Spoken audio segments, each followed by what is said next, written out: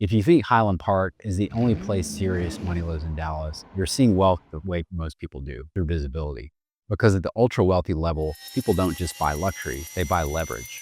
Most people assume that when you get rich, you just buy more of the same life.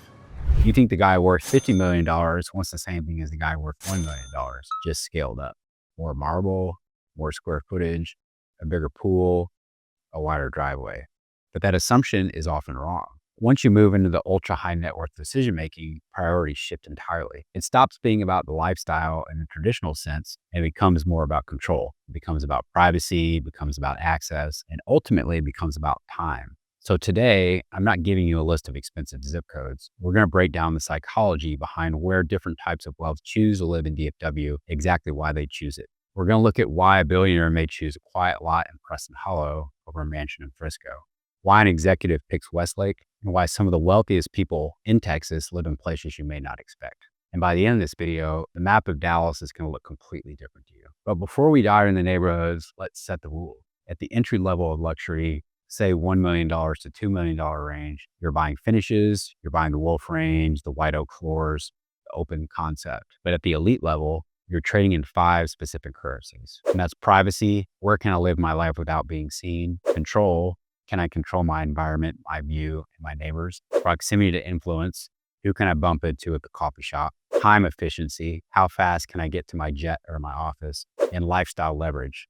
Does this house make my life easier? When money stops being the constraint, friction becomes the enemy. So I want you to think of the home not as a house, but as an operating system for your life. Does the operating system run smooth or does it crash? Different parts of DFW solve these problems in very different ways. And the first one we need to talk about is the master of control. If you look purely at a price per square foot, Highland Park often tops the charts. But for buyers prioritizing land, separation, and discretion, Old Preston Hollow is frequently where the search begins and ends, specifically in the estate section. This is where the control wealth lives. I was driving a relocating executive through here recently, and we were driving down a straight lane, and he kept asking me, Selden, where are the houses? And I had to tell him, well, that's the design. In more compact neighborhoods, homes often engage with the street. They have curb appeal. But here, many properties are designed with deep setbacks. You can drive for a mile and see nothing but limestone walls, gatehouses, and mature canopy. It's not that the houses are invisible. Some are massive, but they're positioned for the resident and not the passerby. So let's look at the math, because the math dictates the lifestyle. In the Park cities, a standard lot may be 50 or 60 feet wide. That's often a quarter acre or less. And you're paying a premium for a location, but you're also living in close proximity to your neighbor. But here in the estate section, the same money, or often much more, buys you an acre, 2 acres, sometimes 5. The psychology here is about creating a buffer. We see tech founders, energy tycoons, and high-profile figures choose this area because it offers a separation between public persona and private reality. You aren't sharing a driveway, you aren't looking in your neighbor's kitchen. And let's talk about privacy infrastructure. It's not like the movies. There's no moats and lasers. The security here is built into the landscape. It's about the sight lines, hedges are taller, the gates are set back further, and the lighting is designed to illuminate the perimeter without blinding the resident. It's a subtle structural approach to privacy that you simply can't achieve on a standard city lot. But maintaining an acre or 2 of manicured grounds requires work, requires staff, requires management. And some people just get tired of managing an estate. They want exclusivity, but they want to run on autopilot. So that takes us up north. Welcome to Westlake.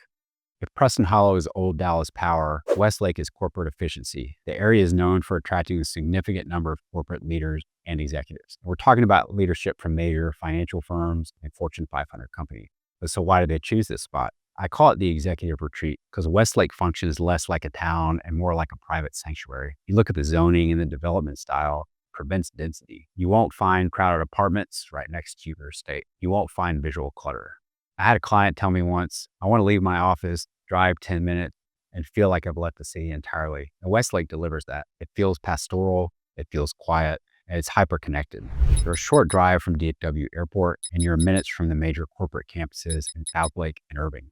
And we have to talk about the Vaquero Club. This is the heart of the social scene here, but has a very specific flavor. At many clubs in Dallas, the culture can feel very formal. Vaquero was designed with a different ethos. It's undeniably executive. Equity memberships here are coveted, but the vibe is intentionally relaxed. This is the place where high net worth individuals can feel comfortable dropping the business armor. You don't need to wear a suit to command respect here. The psychology here isn't about nightlife. If you live in Westlake, you likely view noise as friction. If you want predictable, high quality environment where you can recharge for the next board meeting. But let's pause, because everything I've just told you about retreating or optimizing, not all wealth wants to retreat. Some wealth thrives on connection. This brings us back to the bubble, Highland Park. This is where Dallas wealth is most visible. And contrary to what people think, living here isn't just about ego, it's about access. We call this influence wealth. So let's say you're a high-powered attorney, or you run a commercial real estate firm, or you're heavily involved in the arts. Your business and your life often depend heavily on relationships. They depend on who you see at dinner. They depend on being part of the conversation. And while plenty of influential people live quietly in Preston Hollow, Highland Park offers a unique density of access. Your walking distance to dinner at Highland Park Village, your minutes from Dallas Country Club. The friction of meeting people is removed. It's a high-density network. But if you're moving here from out of state, you need to understand the landscape is not flat. There's a difference between I bought a house here and I am plugged in here. You'll hear terms like old Highland Park versus newer builds. There are generational families who have lived here on the same street for 80 years, and there's a new capital like tech money, finance money, moving into contemporary builds. The friction usually happens when new efficiency meets old tradition. If you come in trying to change the neighborhood too fast, or if you ignore the architectural heritage, you'll find the social doors close a little slower. Respecting the history of the area is often the fastest way to unlock its value. And there is a social layer here called the participation culture. Living in the Park Cities offers you a front row seat to Dallas society, the galas, the school events, the committees. It's not mandatory. You can absolutely live here and keep to yourself, but the opportunity and the energy of the neighborhood push towards participation. For some people, this is overwhelming. If you value anonymity above all else, the density may feel intrusive. But if you're an extrovert who builds businesses on handshakes, this neighborhood is a goldmine. You trade acreage for proximity.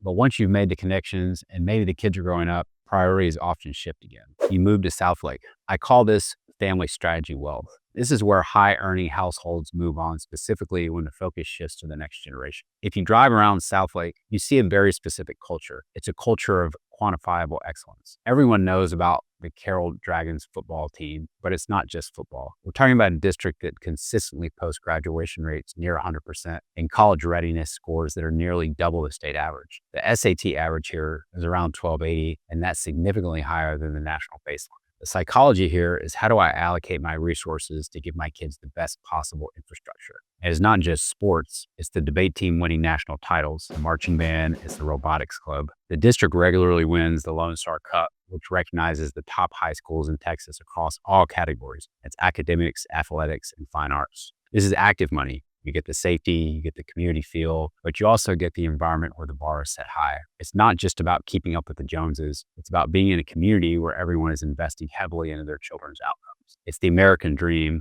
just with a much higher price tag and serious commitment. And then finally, we had the outliers. If you want stealth wealth, you go to Argyle or Bartonville. And this is for the buyer who may have significant assets, but values autonomy above everything else. They want land, they want horses, they want to be left alone. And we aren't just talking about a big backyard. We're talking about private barns, covered arenas, and properties where you can't even see the house from the road. Or you have master plan communities like the Harvest, where you get the rural aesthetic, community gardens, coffee shops, farmhouse architecture, but with modern amenities. But I'm seeing a new trend emerging here that changes the conversation entirely, the portfolio approach. As wealth climbs, people stop trying to find the one house that does it all. Instead of forcing a Highland Park home to be a quiet retreat, which it isn't, they buy a pier-to-terre in the city for the work week and then a ranch in Argyle for the weekend. They decouple access from privacy. If you have the capital, you don't have to compromise. You just split the assets, one for the hustle and one for the soul. And for the ones who need the hustle house to be hyper efficient, you look at Addison. We have to talk about the Addison Airport. It's one of the busiest general aviation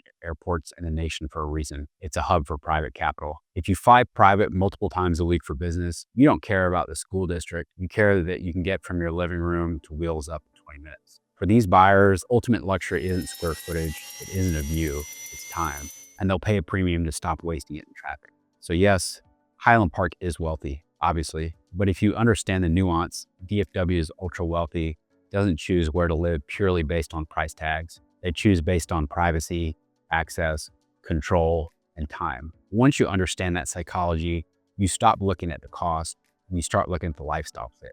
If you want to know which one of these actually fits your goals, or if you actually need help navigating the reality of these neighborhoods, reach out. My info is below. So thank you for watching, and I'll see you in the next one.